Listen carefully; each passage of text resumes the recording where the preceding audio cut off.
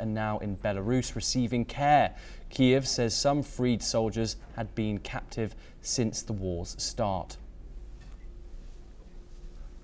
We now turn to the Middle East, where Israeli gunfire at an aid distribution site has killed 17 Palestinians at least and wounded thousands, according to local health services.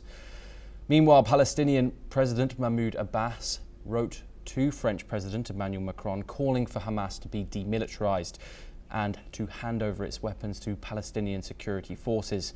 He also proposed deploying international forces under a UN mandate to protect Palestinians. Abbas reaffirmed his commitment to reform the Palestinian Authority and plans to hold elections within a year, stressing the importance of a two-state solution and urging Hamas to release all hostages immediately.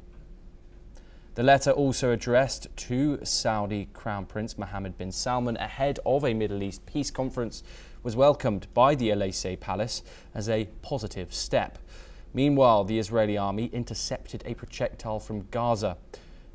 This follows the detention of Greta Thunberg and activists aboard the aid boat Madeleine, which was carrying food to Gaza and was stopped in international waters before being towed to Israel's Ashdod port. Thunberg is expected to fly to France very soon. Now we're joined once again by Asuma Katayoka, who is an anchor and correspondent. Asuma, what can you tell us about this ongoing situation with Greta Thunberg and these 11 other activists? How are we in the progress in this situation? So we don't know exactly who is with Greta Thunberg right now, but from what we know, that Greta Thunberg has been safely sent or put on a plane which will take her to France.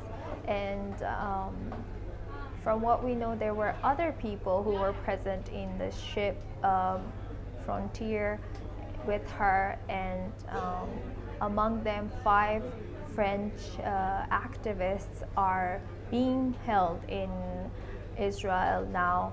They're safe, but they're being held because they are going to be facing Israeli jurisdiction upcoming Thursday due to crossing the borders or because of what they have done, according to Israeli reports. But so far, Greta Thunberg has been sent back to France safely, and President Macron of France has asked Israel to keep his people safe and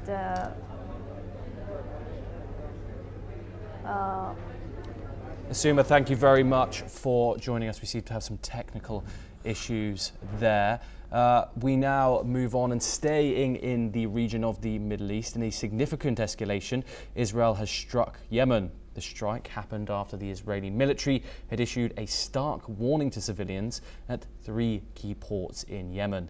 The announcement, made by spokesperson Colonel Achievye RDA, urged all civilians to immediately evacuate the ports of Ras Issa, Hodeida and Salif. These strikes come against Yemen's Houthi rebels who launched missile attacks at Israel in recent months. The Houthis claim their attacks are acts of solidarity with Palestinians in Gaza. Israel has already carried out multiple retaliatory strikes in Yemen in the past, and this recent attack highlights the possibility of further military action in the coming days.